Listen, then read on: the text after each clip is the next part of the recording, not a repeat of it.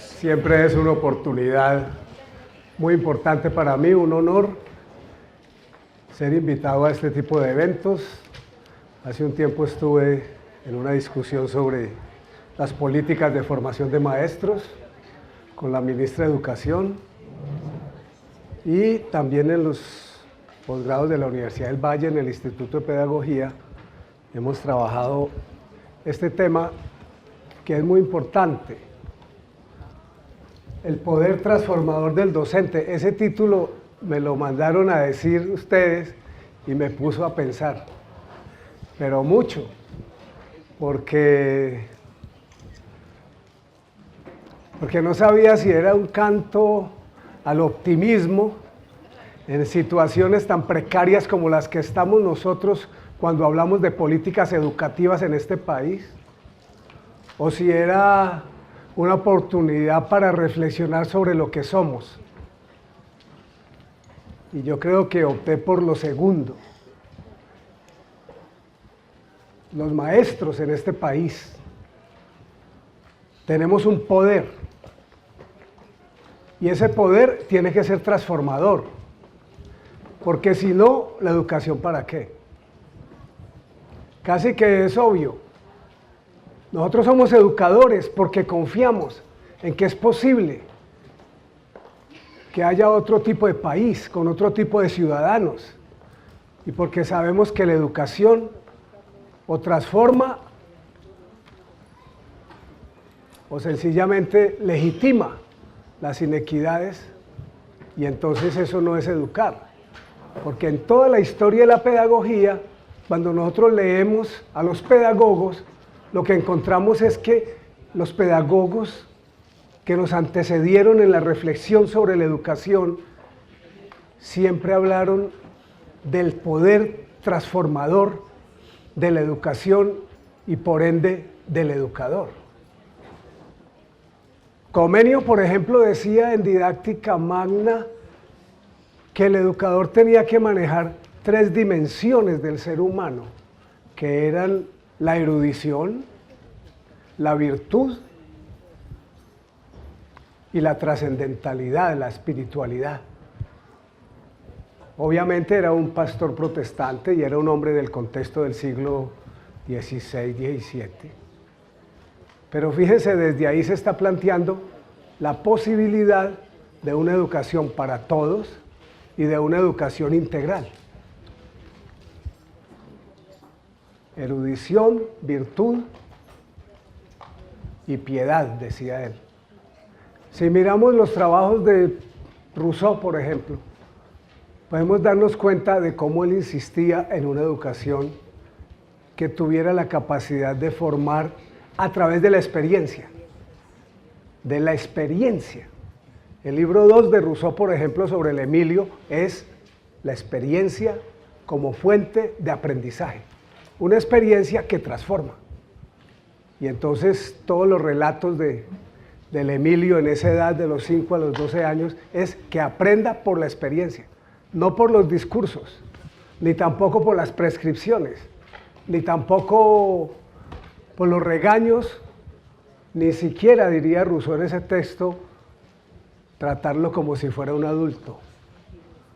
El error de nosotros a veces es tratar al niño como si fuera un adulto en miniatura, o creer que ya sabe lo que el adulto sabe, y entonces casi que dice Rousseau, necesitamos una educación negativa. ¿Qué es una educación negativa? Dejar que el niño aprenda lo que tiene que aprender por la experiencia y aguantarnos las ganas de echarle un discurso, de regañarlo, de prescribirle. Dice él, el niño se está formando.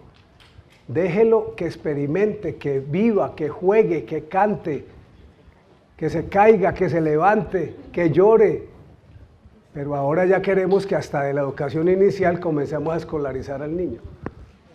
Y entonces ya todas las madres de familia quieren que su niño, jardín preescolar, realmente bilingüe, patinaje, de todo. No, hombre, déjelo ser niño. La educación es una herramienta, un medio para continuar la labor de inacabamiento con la que nacemos los hombres, diría Freire. Entonces, hablar del poder transformador del maestro es casi que un pleonasmo, una redundancia. Nosotros tenemos fe en el futuro. Nosotros optamos ir por la vida con un proyecto existencial de apoyar a otros, de apropiarnos de una parte del mundo a través del lenguaje y de decirles, aquí estoy yo para acompañarlo.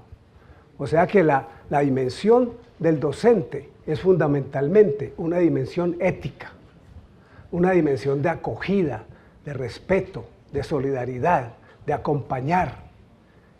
Eso es todo el discurso de la ética y la política como dimensión de la educación. Y es también el discurso de Cuyen, de Levinas, es el discurso que tiene que ver con la formación.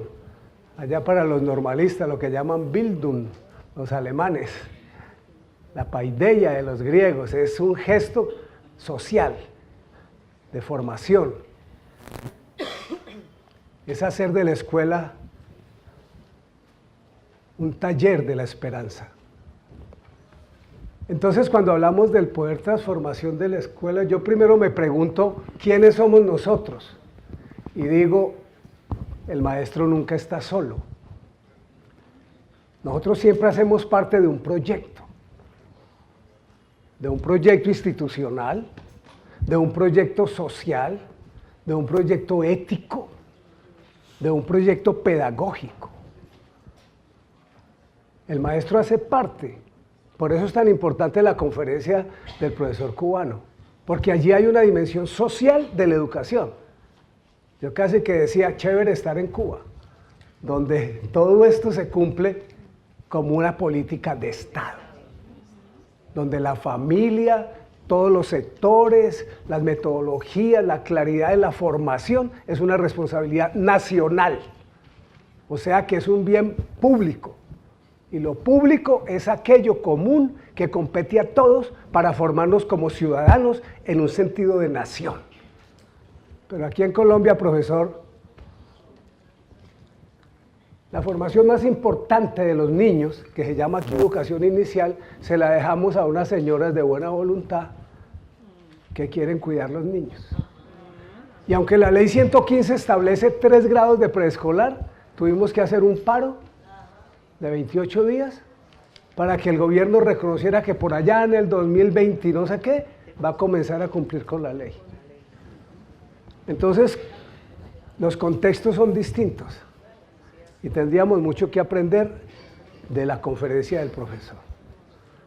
Aprender a ser país, por lo menos. Aprender a tener un proyecto nacional. Aprender a sentirnos parte de un colectivo, porque a veces ni siquiera en la institución nos sentimos parte de un colectivo. Porque uno dice, en una orquesta, pues la gente tiene violines, tiene percusión, tiene vientos, hay una partitura, hay un director. A veces nosotros en el colegio, no, yo soy profesor de sociales, yo soy profesor de matemáticas, yo soy profesor de ciencias, bueno, pero de aquí la formación, ¿a qué le jalamos a este colegio? Ah, no, eso es problema ya del rector, hermano. Bueno, de los coordinadores, que son los que se echan encima toda la responsabilidad, porque el rector está muy ocupado, está en el nivel central, está en la otra sede, está buscando los recursos, está atendiendo una demanda, Contraloría, Procuraduría, hasta el padre de familia vaya con abogado, hermano.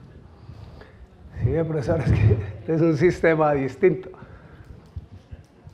Entonces, primero, nosotros hacemos parte de un proyecto de formación de una generación. Ahora se está hablando de la paz. Entonces todo el mundo se subió al bus de la paz, y la paz, y la paz, y la paz. La paz no es el efecto de un acuerdo. La paz no puede ser un asunto entre los políticos. La paz tiene que ser una cultura que se instala para ver el mundo de otra manera y actuar en él de otra manera. Mejor dicho, sin un cambio de actitud en todos nosotros, la paz sigue siendo una consigna teórica, o ya se volvió un posgrado, ya hay maestría en educación para la paz, cátedra de paz, otra asignatura que se llama paz, y entonces en este país lo resolvemos con una asignatura, profesor, que hay mucho embarazo adolescente, entonces cátedra de sexualidad. que se están perdiendo los valores, entonces ética y formación en valores. ¿Qué más todo? Se volvió como si el problema fuera más erudición. ¿Y dónde queda la virtud? ¿Y dónde queda la ética y la política como dimensión fundamental del currículo? Aún en la ley 115 se habla de los fines de la educación. Y en esos fines lo que se habla es de formar al ciudadano para la nacionalidad. Se habla de la historia, de la memoria, del sujeto. Se habla de una actitud de solidaridad y formación en valores. Se habla de ciencia y tecnología. Pero no, profe, le voy a dedicar la conferencia aquí a mi profe cubano. ¿Cómo le parece, profe, que aquí lo más importante, el currículo, la metodología, los círculos pedagógicos se volvieron, ¿para qué enseño? Para subir los indicadores en las pruebas PISA. Y se inventaron un día donde tenemos que mostrar los resultados de las pruebas PISA. ¿Para qué enseñamos? Para las pruebas. ¿Qué enseñamos? Lo que pregunten en las pruebas. Matemáticas, lectoescritura y ciencia. ¿Y lo otro?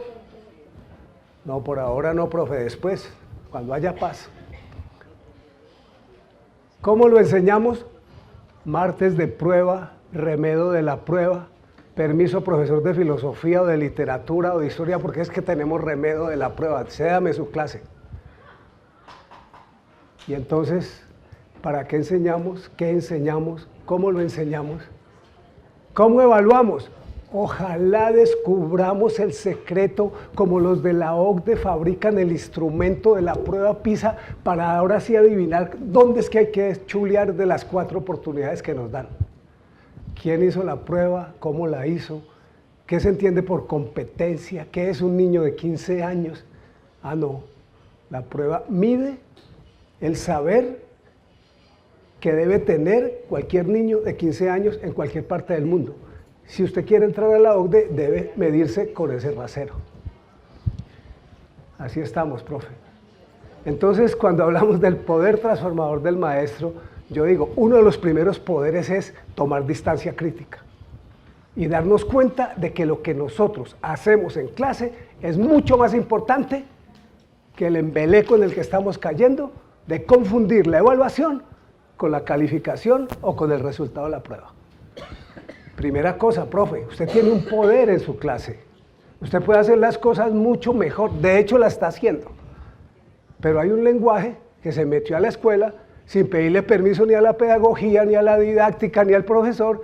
Se volvió un lenguaje de eficiencia, eficacia, rendimiento, lineamientos, estándares, indicadores, comportamientos, incentivos. Y entonces todos queremos salir en la foto de que en nuestro colegio sí subimos el indicador foto, incentivo, me regalaron un computador. Ay. Y comenzamos a competir entre nosotros por cuál es el mejor profesor, sin tomar distancia, sin reconocer que nosotros con nuestra experiencia, con nuestro trabajo de todos los días, con nuestra preparación, profe, en Colombia las maestrías en educación, las especializaciones, los doctorados, mire, de 1980 para acá en Colombia ha habido una explosión de investigaciones. Tenemos grupos de investigación excelentes. Tenemos un movimiento pedagógico que lo exportamos para Latinoamérica, ya se llama Movimiento Pedagógico Latinoamericano. Y aquí ni nos leemos la revista Educación y Cultura. ¿Qué pasa? Que no nos hemos dado cuenta del poder que tenemos. Nosotros somos maestros transformadores. Todos los días somos un acto de optimismo. ¿Para dónde va? Para clase. ¿A qué? Hermanos, yo creo que estos muchachos, ahí estoy tratando de transformarlos. Porque ese es el maestro. Aprender es transformar. Eso no lo dice Ausubel y todos los psicólogos cognitivos. Nadie aprende sino a raíz de lo que ya sabe y aprende cuando transforma conceptual, metodológica, actitudinal, axiológica y prácticamente. Aprender es transformar. Si usted está logrando procesos de aprendizaje, usted es un maestro transformador. Claro. Entonces nosotros tenemos que recuperar. Primero, trabajamos en colectivo. Hacemos parte de un proyecto. Pasemos a la otra. Y siempre trabajamos con un modelo de formación. Yo me inventé esos elementos, pero pueden ser otros. Solamente creo que en toda institución debe haber una respuesta a estas preguntas. ¿Desde qué tipo de fundamentos usted piensa formar al ciudadano? Ciudadano. Es que nos hemos olvidado de eso, por eso es que nos damos bala desde 1492, profesor.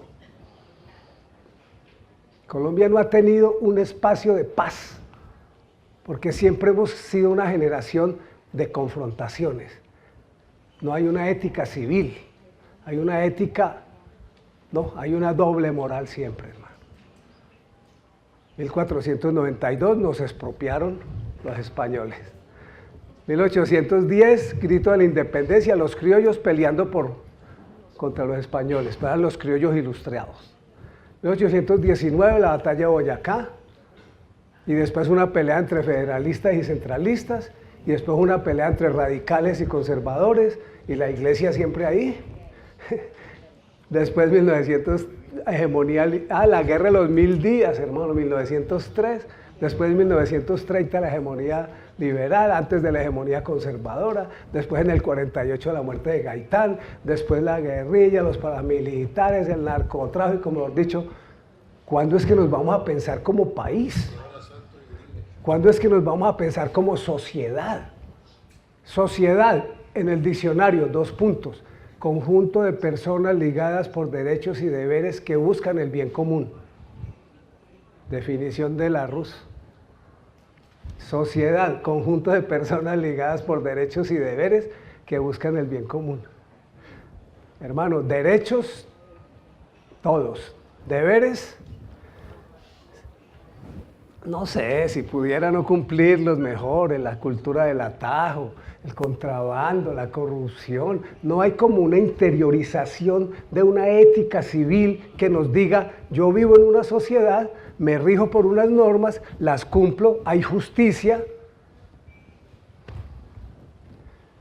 ¿Hay justicia? ¿Cuáles son los referentes para nuestros hijos? Porque los griegos decían, la educación es una responsabilidad del gobernante. Pero la pregunta que tiene que responder la educación es cómo formar a nuestros hijos en la virtud. ¿Y quién lo va a formar? Eso era público, era una cosa de la polis, había que discutirla entre todos. Aquí no, aquí el presidente olímpicamente dice que Colombia ha decidido entrar a la OCDE y que por lo tanto la educación se moverá por los criterios y consejos que diga la Organización para la Cooperación y el Desarrollo Económico. Y sacan un mamotreto así de libro, la educación en Colombia por la OCDE. Y después contratan a unos economistas de los Andes para que en el informe compartir nos digan también qué es lo que tenemos que hacer. ¿Y nosotros qué? No, estamos muy ocupados dictando clase, llenando formatos, entregando evidencia, logros, indicadores de logros, sábanas, videos, ahora todo es video, antes y el video, ¿cómo queda en el video?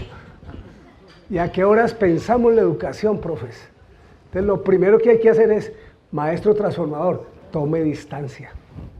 Piense un poquito que usted tiene un poder en su clase, que usted lo hace bien, que usted tiene una formación. Aquí licenciados alcen la mano, magíster alcen la mano, cantidades, hermano. Colombia tiene una calidad en sus maestros muy buena. Yo he sido profesor de la Facultad de Educación de la UPTC de Tunja 30 años. Fui decano, fui vicerrector académico, fundador del movimiento pedagógico. Después estoy en la Pedagógica Nacional, en la Javeriana, y siempre veo los maestros estudiando, hermano. Estudiando. ¿Cuántas tesis de grado hay en este país? ¿Dónde están? ¿Cuál ha sido el impacto? ¿Se ha publicado un estado del arte de lo que los maestros hemos producido? No. ¿Por qué? Porque a la hora de tomar decisiones de política no consultan a los pedagogos, consultan a los economistas.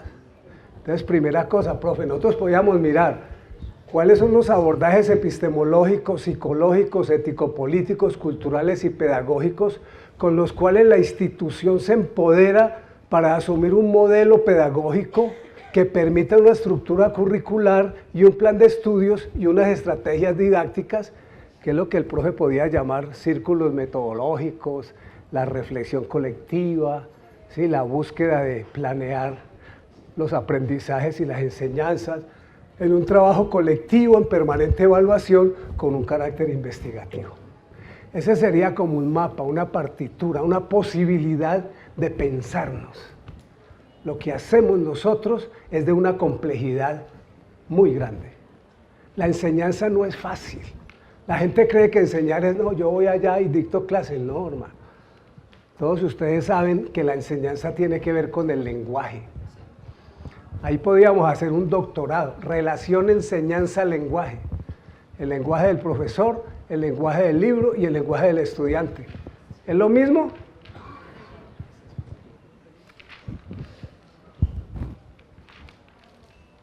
Hay gente que cree que como él explicó bien, el estudiante aprendió bien.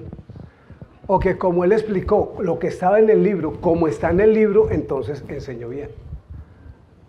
Pero es que el problema de la codificación y decodificación, el problema de la comprensión, de la asimilación, del equilibrio, de la acomodación, el problema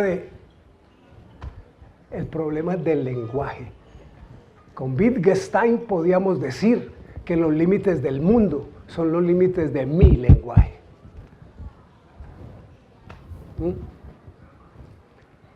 Pensemos nada más en esa frase.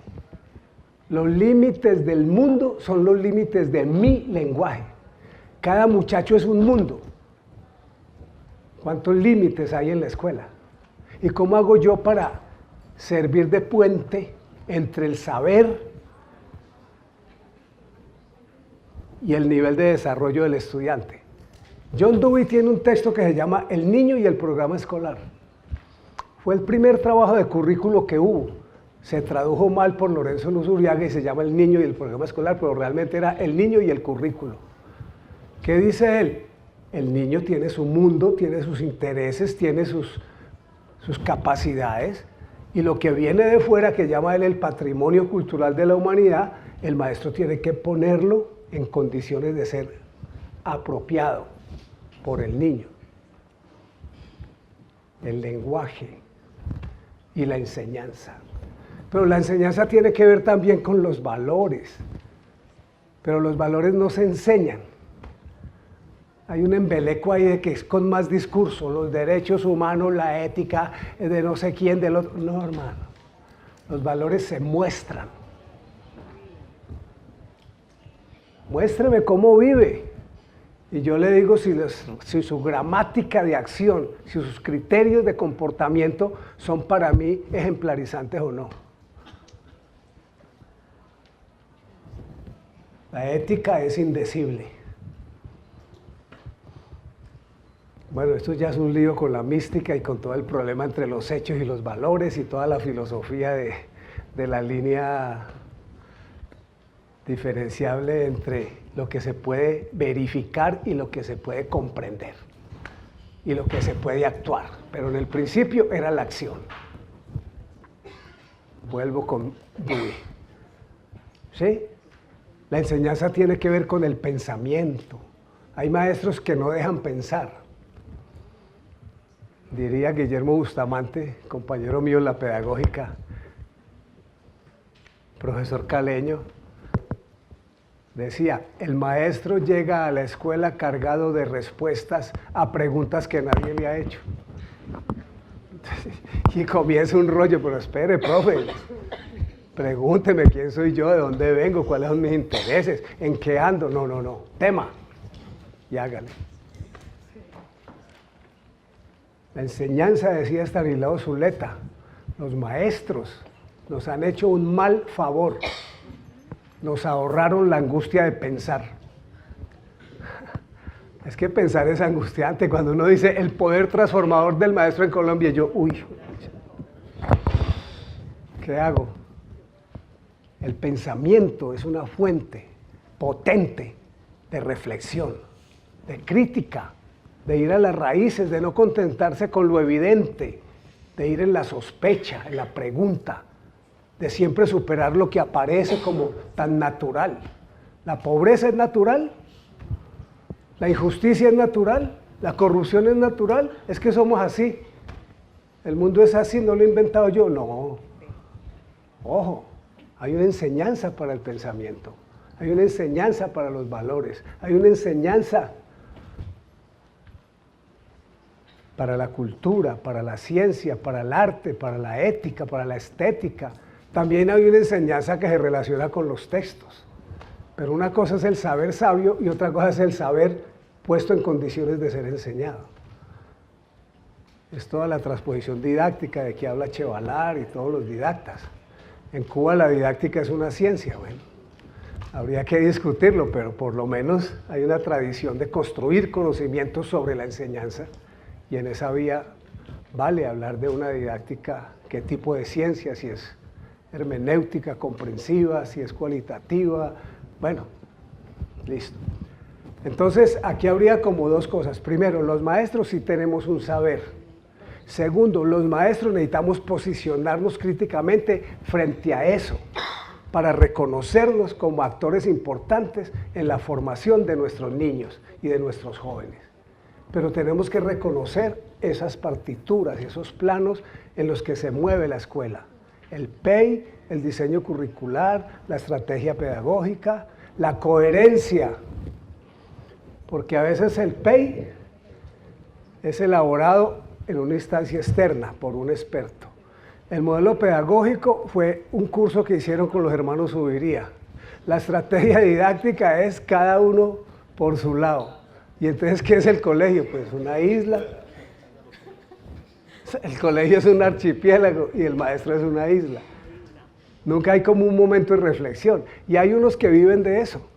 O sea, si nosotros estamos muy ocupados llenando formatos, entonces no pensamos. Por lo tanto, ya hablan de currículo único. Profe, derechos básicos de aprendizaje, lo que todo niño en cualquier parte de Colombia debería saber. En grado 1 contar hasta 90. Hombre, que falte respeto con nosotros. Ah, ¿para eso estudió usted tanto tiempo, profe?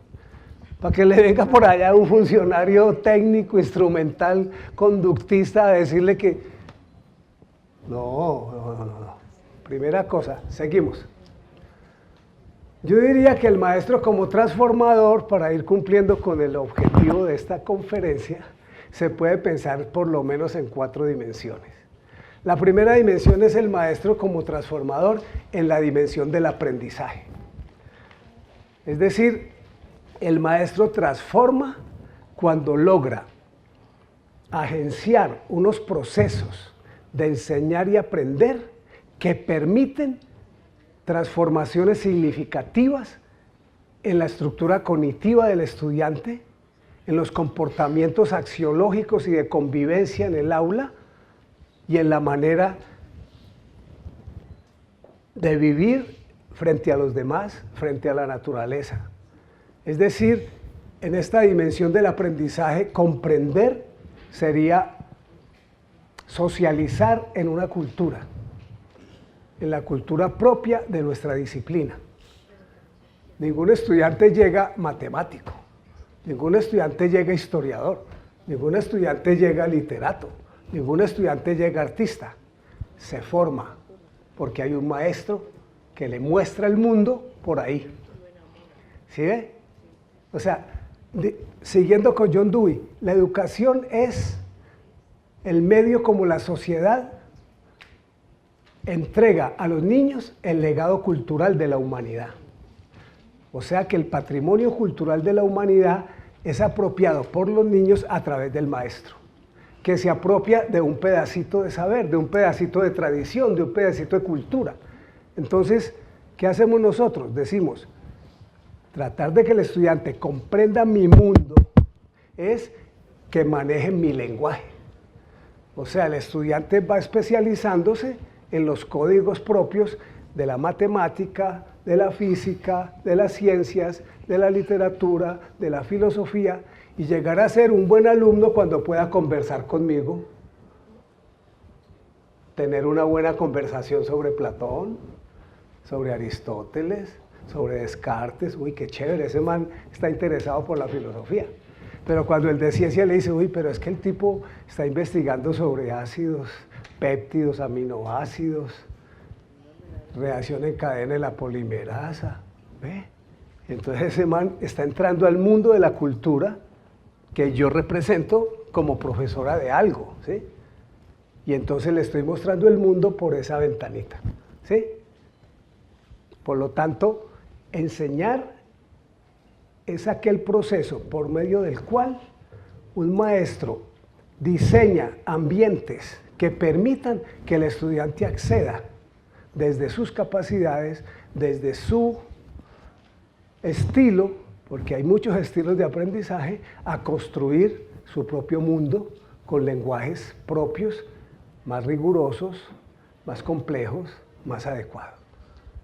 Yo ahí diría que transformar, y el maestro como transformador, es el que apoya procesos de comprensión a través de una planeación y un análisis de los procesos metacognitivos que permiten aprendizajes significativos, que permiten comportamientos diferentes. ¿Cuándo aprendí? Yo antes pensaba así, ahora pienso asá. Aprendí. ¿Cuándo aprendí? Yo antes actuaba así, ahora actúo asá. Aprendí. ¿Cuándo aprendí? Yo antes juzgaba así, ahora valoro asá. Aprendí. O sea, uno aprende cuando transforma sus propias experiencias. En eso John Dewey es claro, hay un libro que se llama Educación y Experiencia. Nadie aprende por cabeza ajena. Uno aprende a partir de lo que le pasa. Si yo termino mi clase y no me pasa nada, pues puede que saque 5, contesté de memoria, pero eso no me pasó nada, ni me acuerdo qué fue lo que me enseñó ese profesor, pero yo era el mejor alumno en su clase. Son impermeables, hermano. No. ¿Cuántas materias de nuestra vida? Pero sí hay otras que son la experiencia.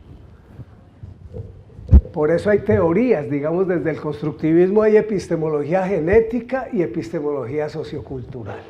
Piaget y Vygotsky, ustedes saben más de eso que yo. ¿Cómo se genera el conocimiento en un niño?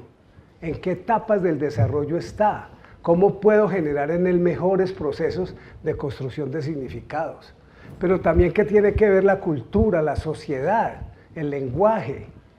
Eso hay que pensarlo para educar a un niño, para permitir que él desarrolle procesos, no solamente que se apropie de la cultura que viene de fuera, sino que también él construya sus propios esquemas cognitivos para apropiarse de ese mundo externo. Por lo tanto, entre los dos no hay pelea. Porque entre los maestros de los años 70 nosotros peleábamos, de los años 80, nosotros peleábamos porque Vygotsky era comunista y Piaget era ginebrino, pequeño burgués. Hoy en día los estudios de todo el mundo dicen, no, tenían razón los dos. Para comprender se necesita lo que viene de fuera, porque nadie comprende solamente con la lógica matemática y las formaciones simbólicas de un mundo formalizado por allá, sin contenido. Pero también necesitamos las operaciones mentales que le dan a la experiencia unos niveles de formalización en términos de conceptos, representaciones, esquemas, y entonces esas dos cosas hay que tenerlas en cuenta. Por lo tanto, enseñar para transformar es socializar en una cultura, en la cultura propia de su materia. Eso es muy potente, porque cada uno de nosotros maneja una porción de mundo que hay que ponerla a disposición del estudiante. Lo que decía el profe, que el estudiante diga, profe, me gustaría ser como usted. Pues no que sea como yo, pero sí que pueda tener conmigo una buena discusión sobre esos temas y que reconozca que hay un lenguaje especializado y que eso no es solamente critico, no, estudie, hermano, estudie. Por eso Nietzsche decía, nosotros tenemos 3 momentos. El primero es el del camello. Primero hay que camellar, hay que atravesar el desierto con sed. Dele, hay que estudiar. Ya después uno se vuelve un león. Ya me las sé todas, soy magíster, categoría 3D, AD, ¿cómo es eso ahora? ¿Cuál es la máxima? Los que ganan 4 millones, y después uno ya pensionado se vuelve como un niño. se vuelve a preguntar, bueno, ¿y para qué fue todo ese esfuerzo? ¿Y qué sentido tiene mi vida? ¿Y yo para qué fue que me maté tanto, hermano? Corrí, peleé con todo el mundo, me demandé, ¿y qué? Uno vuelve a ser un niño, hermano, a hacerse preguntas fundamentales. No, el anterior. Este es un cuadrito muy rápido de una perspectiva constructivista para pensar la enseñanza como transformación. Y tiene que ver con una propuesta de Rafael Porlán. Yo tengo un libro que se llama Cómo identificar formas de enseñanza. Por ahí lo venden en Editorial Magisterio. Cómprenlo. Se no puede hacer propaganda. Mire, hay una cosa que no hemos podido superar los profesores, y es el asignaturismo. Por más que la epistemología, que el pensamiento complejo, que Maturana, que Morán, que Wittgenstein II, que bueno, pero nosotros seguimos de 8 a 9, de 9 a 10, de 10 a 11, asignatura. Si nos arriesgáramos a trabajar por proyectos, por problemas, por núcleos temáticos, es posible que las cosas pudieran transformarse, porque el cerebro funcionaría más en su salsa, como dicen aquí en Cali, estaría más en su cuento, hermano. El cerebro aprende holísticamente. Entonces, trabajar por problemas, por proyectos, tener en cuenta la perspectiva del alumno, que no llega vacío de saber, que no llega vacío de intereses, pero también tener en cuenta la responsabilidad del profesor. No es que yo soy constructivista porque yo no hago nada, que el estudiante es el que construye, ¿yo qué? ¿Cuál bus? No.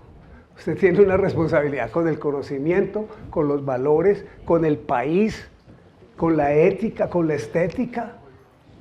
Y entonces también hay un conocimiento escolar deseable. Ya no se habla de enseñanza, pues, aunque yo creo que hay que reivindicar la categoría enseñanza. Lo que pasa es que no la han estudiado. Si usted lee a Olga Lucía Zuluaga, ella dice, en la historia y la pedagogía, utilizando la arqueología del saber pedagógico, encontramos la categoría enseñanza como una complejidad que puede ser estudiada desde sus nociones, desde sus significados, desde su saber como práctica y como práctica de saber. Alberto Martínez tiene un texto lindísimo que se llama La enseñanza como posibilidad del pensamiento. Hermoso. Pero no, nosotros ahora creemos que la enseñanza es educación bancaria. Pero ahora se dice dirección del aprendizaje. Bueno, si eso es enseñar, listo. Direccionar el aprendizaje es ambientes de aprendizaje, es planeación, es metodología en Cuba, ¿sí?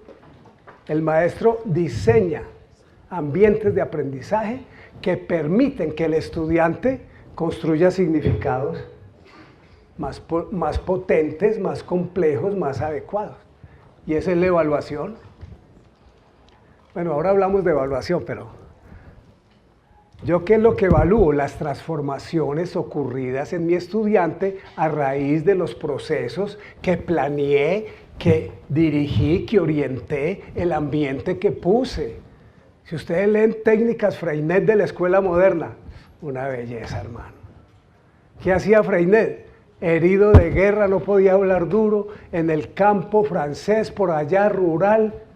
Y el hombre dice, ¿yo qué hago? No comienza a echar más discursos a los niños y a regañarlos, no. Transforma el aula escolar. Y descubre una manera de enseñar a leer y escribir que se volvió famosa. El hombre un día descubrió que los niños cuando iban a paseo estaban muy contentos, recogían piedritas, animalitos, cantaban, llegaban a clase, otra vez el maestro hablándoles con voz de sepulturero, como si la clase fuera un cementerio. Entonces él dijo, no, porque más bien no hacemos clase paseo. Entonces comenzó a preguntarle a los niños, a ver, ¿usted qué trajo? ¿Qué encontró? ¿Qué miró? ¿Sí vieron la lengua de las mariposas? Ahí ese maestro es escuela activa. Es poner ambientes de aprendizaje, no es enseñarlo todo. Y hoy sí que menos. sino poner ambientes que permitan desencadenar procesos de interrogación, de búsqueda, de problematización, de análisis, de comprensión, de selección, de interpretación. Esas son categorías distintas a repetir, memorizar y obedecer. Y entonces, esa podría ser una alternativa para el maestro transformador. Ahí está pintado. Confróntese, profe. ¿Qué de transformador hay en su práctica? Seguramente que hay mucho. Lo que pasa es que no la escribimos. O no la compartimos porque en nuestro colegio también hay jerarquías, también hay unos que se creen más que otros, también hay otros que mejor se quedan callados porque son del 1278, que pelee el del 2277. Y entonces, aquí hay unas cosas muy chéveres, profesor. No es un modelo cubano, es un modelo colombiano, pero así nos lo gozamos, hermano. ¿Sí? Aquí los de la tarde quieren ser de la mañana, los de la mañana quieren quedar cerquita de su casa, cuando llegan a su casa quieren ser del dile, cuando llegan al dile se buscan un amigo del sindicato para que los lleve para el SUTEP. Bueno, ahí. Esto tampoco se ha escrito, pero nos toca, hermano. Bueno, ahora sí seriamente, hermano, seguimos. El maestro como transformador social. Ya hablamos ahí del maestro como transformador desde el aprendizaje. El maestro como transformador, yo digo, desde la pedagogía crítica. Mire, la pedagogía crítica en Colombia surgió de la educación popular. En la época de los 80, con la teología de la liberación, Camilo Torres, la Revolución Cubana fue un ejemplo para nosotros. Y comenzamos a mirar que la educación sí tiene un poder. En este momento Marco Raúl Mejía, Piedad Ortega, Alfredo Guizo, Lola Sendales, Germán Mariño, pero también Giró, McLaren, Apple, pero también Orlando Falsborda, Freire, Cari Kemis.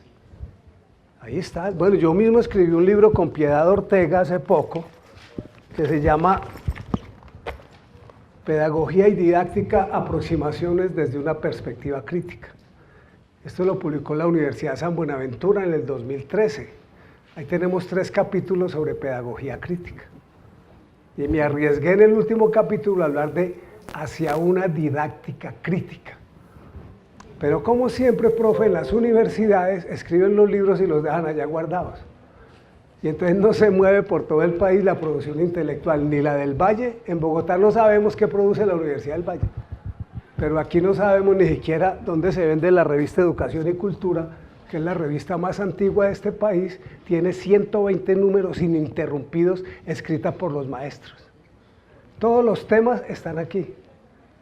Jornada única, ley 115, pedagogía crítica, evaluación formativa, gestión escolar, práctica pedagógica, los maestros investigan, pensamiento crítico. Pero seguro que me van a decir, ¿dónde se consigue, profesor Tamayo? En el SUTEP. Esa es otra discusión, profe. Porque, bueno, miremos aquí, maestro transformador desde la pedagogía crítica. Primero, la pedagogía crítica parte del contexto. Entonces, todo maestro mira su entorno, su contexto, por eso no le creemos a la estandarización. Hay cosas que no se pueden estandarizar. La vida de un niño, el aprendizaje tiene que ver con la cultura, con la historia, con la memoria, con los sujetos, con el contexto. Por eso el pedagogo crítico parte de su propia realidad. Orlando Falsborda nos lo decía, ¿sí? Hay que mirar el entorno, nuestra historia. ¿Cómo se puede llamar la pedagogía vallecaucana?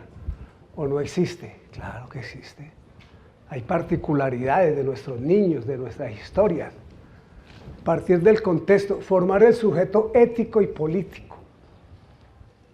O sea que un pedagogo crítico está más pensando en cómo formar en el niño al ciudadano y cómo hacer de la escuela un territorio de paz y cómo vivir en democracia, o sea, en respeto, en solidaridad. Volvamos otra vez a Estanislao Zuleta, que es una herencia intelectual del Valle para Colombia. ¿Ah? Decía Zuleta, solo un pueblo escéptico para la guerra puede celebrar la fiesta de la paz. Porque la gente lo que quiere es la guerra, que nos matemos entre todos y quedamos mejor los que ganamos, o sea, la paz de los sepulcros. Que desaparezca el que no piensa como yo, que desaparezca el diferente, que desaparezca el otro. Zuleta nos decía, hay que aprender a vivir en la diferencia y no verla como una amenaza. Eso es la democracia, aprender a vivir productivamente en la diferencia. Y eso tiene que ver con la formación de sujeto ético y político. Carlos Cuyén tiene un libro que se llama Perfiles éticos de la educación. Carlos Cuyén es un profesor de Buenos Aires, que nos dice, hay que formar al sujeto para que viva en la sociedad. Y esa es una dimensión práctica, no es teórica, es práctica, porque la razón práctica es el comportamiento moral. ¿En qué momento perdimos esa dimensión de la educación? ¿En qué momento dejamos de preocuparnos por formar en valores y nos dedicamos a formar para el día E? ¿Cómo fue que nos metieron ese golazo, man? Y nosotros, ¿qué hacemos, profe? Es que no se puede. Pero nuestro modelo es constructivista socio-vigosquiano, sí, pero holístico, comprensivo, en la línea de Gianfrancesco, dialogante, conceptual, pero en la práctica, hermano, estamos haciendo lo mismo hace como 30 años. Primero era enseñanza por contenidos, después por objetivos, después por logros, indicadores de logros. Alguien se inventó competencias. ¿Y qué es la competencia, profe? Ni los doctores en lingüística aquí discuten si eso es de Chomsky, si es de la psicología, si es... Pero lo que sí sabemos es que con ese discurso están legitimando un dispositivo de control que pretende medirlo todo, controlarlo todo y formar en competencias laborales. Entonces, generar espacios para el ejercicio de la democracia y la autonomía, superar la conciencia ingenua y asumir la realidad como una construcción social. ¿Sí? Mire, educar fundamentalmente es eso, es sacar del letargo, es superar la ingenuidad, es leer el mundo y leer la palabra, es ponerse en una actitud de búsqueda. Si eso lo generáramos en nuestros estudiantes, por lo menos serían capaces de señalar la inequidad. Ahora lo llaman brechas, las brechas que existen en este país tan desigual y no se soportarían la injusticia. Si los formáramos en una mirada de conocimiento, mire, superar la conciencia ingenua. ¿Qué es conciencia ingenua? Totalmente ideologizada, lo que nos diga la W, lo que nos diga la prensa, la radio, la televisión, y entonces todos los días se inventan una corrupción peor para tapar la anterior, pero vivimos en el mundo más feliz del mundo.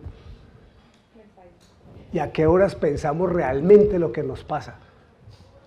La educación tiene que tener esa dimensión de generar una mirada más reflexiva sobre la realidad y comprender que la realidad social es una construcción. Es una construcción social. La injusticia nace en la cabeza de los hombres y también ahí se puede combatir.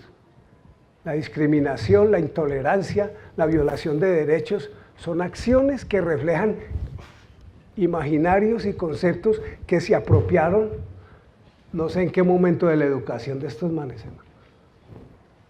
¿Cómo es posible que nadie responda por este país? Y no tener un referente en estos momentos para decir, ese es el tipo. O sea, los colombianos somos escépticos. Bueno, García Márquez ya había dicho eso en un discurso hermosísimo que se llama Por un país al alcance de los niños. Los colombianos somos la desmesura. Somos buenísimos o malísimos, depende, hermano. No se meta conmigo, pero mientras seamos amigos, todo bien. Los colombianos no tenemos un sentido de la ética civil, porque las normas de convivencia las rigió la iglesia cristiana hasta los años 60. Y entonces nosotros nos comportábamos bien para no irnos para el infierno. Es decir, para irnos para el cielo. Pero para vivir aquí, ¿quién nos educó? La urbanidad de Carreño, el padre Astete. Entonces, profe, en Colombia la única norma de comportamiento se llama no dar papaya. Pregúntenle a ellos qué significa eso. Aquí la única norma es no dar papaya. ¿Por qué se robó la cartera de la profesora? Ay, profe, pero si es que la dejó ahí de papaya, es que ¿cómo no la iba a coger, hermano? Pues ¿para qué la deja ahí? Es culpa de ella. ¿Sí? ¿Por qué violó el semáforo? Ay, pero no había nadie, profe. ¿Por qué compró la boleta revendida? Uy, hermano, pero es que la otra está muy cara. O sea, ¿de dónde salió esa cultura del atajo? De una mirada irresponsable sobre el proyecto social. Y entonces, si los mismos que hacen las leyes las violan, los magistrados, ¿qué me va a pedir a mí, hermano? Ah, bueno. Asumir la praxis como reflexión sobre la práctica pedagógica, la praxis. El profe decía, la reflexión sobre la práctica es la praxis, pero la práctica reflexiva también es praxis. Es una dialéctica entre la teoría y la acción. La praxis es una categoría marxista muy importante que es tomada de Hegel para decir que lo teórico sin lo práctico es especulación vacía, pero lo práctico sin lo teórico es estéril, no tiene sentido. Entonces hay maestros que son muy prácticos, hacen de todo, pero ¿qué están haciendo? Ah, yo no sé, es que hoy estoy de buen humor, hermano, mi clase va a ser bacana. No, espere, planee, tenga algún referente didáctico, por lo menos diga, estoy en la perspectiva de Montessori, de Crowley, de Freinet, de Kerchsteiner, de Ferrier, de Dewey, o no de nadie, bueno, pero yo me la estoy inventando, bueno, pero escríbala, hermano. Eso ya lo había dicho Kant en 1870. El concepto sin la intuición es vacío. La intuición sin el concepto es ciega. Utilizar la investigación-acción participativa como método para la solución de problemas. Es nuestro Orlando Falsborda. Ese fue el hombre que planteó la IAP, investigación-acción participativa. Nos dijo cómo hacerlo. Partir de los problemas reales, analizarlos colectivamente, buscarles solución, transformarlos y volver a empezar. Porque el círculo de la investigación-acción nunca termina, es abierto. Esa es una forma didáctica importante, es una metodología de trabajo. Entonces podíamos utilizar eso y trabajar en colectivo. Es que los problemas de un maestro en Colombia no son de él solo. Ya hemos visto cómo hay un modelo de formación, hay un PEI, hay una estructura curricular, hay unas estrategias didácticas de área, hay un compromiso colectivo con la sociedad, hay una mirada sobre qué tipo de valores, cómo es que estamos formando en esta institución. Y entonces aprender a trabajar en colectivo yo creo que es una estrategia muy importante para hablar del maestro como transformador social. Sigamos. Ah, no, hermano, este sí es... Ahí sí es, profe. Ya no me quedan sino como 5 minutos, pero ahí les podía hacer una maestría. Yo soy profesor de la maestría en evaluación de la Universidad Pedagógica Nacional. Llevamos más de 5 años estudiando, investigando sobre ese punto. ¿Qué hemos concluido? 1.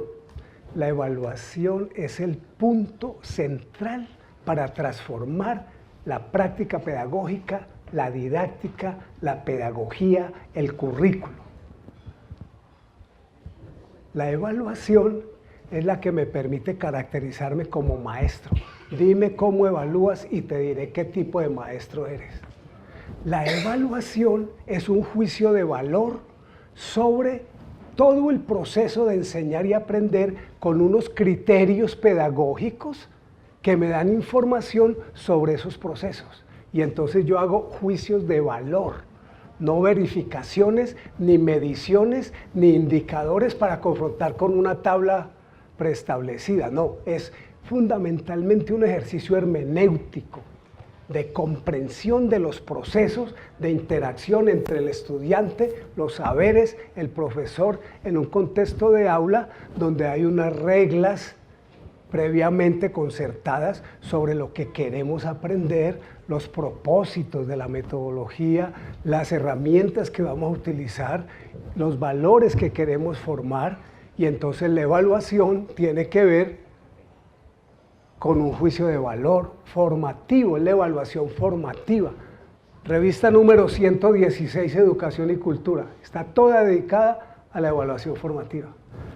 La revista 102 está sobre la diferencia entre evaluar y medir, sobre las pruebas PISA y sus límites. Mire, hay un libro del profesor Carabaña que se llama Sobre la inutilidad de las pruebas PISA. Por todo el mundo ya la gente está, perdónenme la expresión, mamada de que todo el peso se está poniendo en una prueba externa, en una prueba de lápiz y papel, en una prueba del producto. Entonces estamos en un punto de inflexión de la enseñanza del aprendizaje a la enseñanza para el aprendizaje.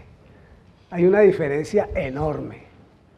Una cosa es evaluar el aprendizaje como producto, que es lo que hacen las pruebas externas mediante datos estadísticos y una especie de datacentrismo, y otra cosa es la evaluación para aprender, de tal manera que cada que haya evaluación yo aprendo más, y si no aprendo más, entonces eso no es evaluación. Es como si yo me voy a confesar todos los días, ¿y qué? ¿Y le echo la culpa al confesionario? No. Yo tengo que transformarme, entonces la evaluación transforma cuando yo puedo, mire, cuando yo puedo mejorar los procesos, tanto de enseñanza como de aprendizaje. Es que la evaluación no es una responsabilidad del alumno, es también mía. ¿Sí ve? O sea, ¿cuáles son mis procesos de enseñanza? Eso se pone a prueba también en la evaluación. ¿Y cómo es el proceso de aprendizaje del estudiante? Y entonces en esa conjunción de las dos perspectivas, yo puedo decir, la evaluación hace un juicio de valor sobre esos procesos. Porque yo enseñé bien y el estudiante aprendió mal. O el estudiante aprendió bien y yo le enseñé mal. O sea, no hay una relación mecánica ahí, sino un complejo que puede ser reflexionado. Enseñanza para mejorar los procesos tanto de enseñanza como de aprendizaje. Si usted no tiene una didáctica explícita, bueno, el profe decía que a veces hay buenos didactas que no lo saben. Son maestros que lo hacen bien, pero lo que dirían Tanás Mocus, pasar del saber cómo al saber qué. Hay maestros que saben cómo, pero no se suben a reflexionar sobre lo que hacen. Mejorar los procesos de enseñanza y de aprendizaje. Ahí hay dos teorías. ¿Qué sabemos nosotros de cómo aprende un muchacho? Ah, no, yo no soy psicólogo, vaya donde el consejero. No, todos los maestros tenemos alguna creencia implícita de cómo aprende un muchacho. Es más, yo diría que el problema del aprendizaje es de la psicología, pero el problema de la comprensión humana es interdisciplinario. Comprender tiene que ver con el lenguaje, con los valores, con el contexto, con la cultura, pero los psicólogos se apoderaron del aprendizaje. Eso también hay que comenzar a revisarlo, digo yo. Y la enseñanza como un concepto de la pedagogía. ¿Qué de pedagogía hay en nuestra enseñanza? Buena pregunta, buena. Yo soy constructivista, soy pedagogo tradicional, soy conductista instrumental, soy espontaneista romántico, o no sé, profe, a veces eso depende, yo soy muy inquieto. Ah, no. Entonces, ¿para qué van a estudiar los normalistas 2 años más de ciclo complementario y nosotros 5 años en la Facultad de Educación? Cuando enseñar depende es, amo los niños. Por eso es que voy a estudiar preescolar. No, hermano, estudie, loco. Estudia Rousseau, Pestalozzi, de Crowley, Freinet y Herbart. Porque eso no es solamente una cosa ahí de que, ay, es que ella tiene vocación. mi Dios la iluminó. No, hermano. Hay una pedagogía desde el siglo XVI. Hay un campo intelectual de la educación. Hay unos problemas, unas tensiones, unos autores. Por lo tanto, es necesario mirar ese nuevo paradigma en evaluación. Una evaluación que transforme. Una evaluación que reconozca los procesos de enseñanza y de aprendizaje. Una evaluación que forme. ¿A través de qué? A través de la retroalimentación, la mediación, la autorregulación, la valoración, la orientación, la contextualización y la pertinencia. Son características de una práctica evaluativa significativa. Seguimos. Uy, no, este pedacito sí ya es para despedirme. No me vayan a preguntar muchas cosas, pero yo creo que una manera como el maestro es un actor social y político fue en las enseñanzas que nos dejó el paro. ¿Por qué? Porque el paro permitió que el país reconociera que la educación es un asunto muy serio y que está desfinanciado por las políticas de este gobierno. Y nunca en ninguna encuesta de televisión o en los programas de los medios siempre se tuvo que reconocer que la población estaba con nosotros, que el maestro apareció como un actor social y político importante para exigir transformaciones en las políticas educativas.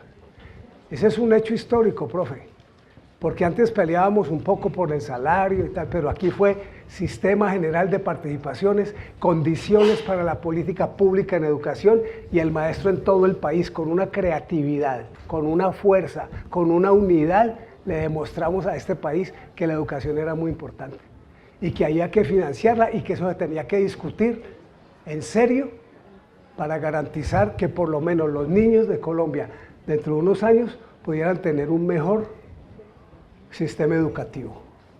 Nuevas formas de movilización, la creatividad de los maestros, hermano. Pancartas, chirimías, afiches, banderas, no, eso fue una bacanería, ¿sí? De todo, chiva rumbera, memes, redes sociales, eso es nuevo, eso es nuevo. Nosotros antes salíamos, era a luchar y peleando con todo el mundo. Ahora redes, noticieros, entrevistas, una emergencia lindísima de una estética de la movilización. Con Rancière uno podría decir que aquí hubo un gesto nuevo en los maestros, hacia un compromiso también de la dirección sindical. O sea, no nos pueden embarcar en esos acuerdos y hacer firmar todas esas cosas y ahora descuidarse con esos compromisos. Hay que exigirle a la dirección sindical regional, municipal, nacional, que tiene que estar a la altura de eso, y si no, pues cambiémoslos. Ahora no hay nuevas elecciones para eso. Hagan grupos de jóvenes, saquemos a esos viejitos. O sea, ¿qué está pasando con los sindicatos de maestros? Hay que tratar de recuperar también nuestro poder transformador. Tenemos que recuperar la capacidad para mantener esos compromisos y no perdernos en... Profe, es que aquí hay una cosa que se llama, todo el mundo quiere la unidad, pero alrededor mío. Entonces, nuestros líderes, cada uno cree que tiene que ser alrededor de él. No somos capaces de hacer un gesto. Somos, póngale usted, 350.000 maestros. ¿Sí? Oficiales. Son 350.000 votos. ¿Ah? Podemos concejales, diputados o no, pero cada uno pelea por lo suyo. Y entonces toda esta fuerza de ahora se va a diluir porque no somos capaces de llegar a un acuerdo.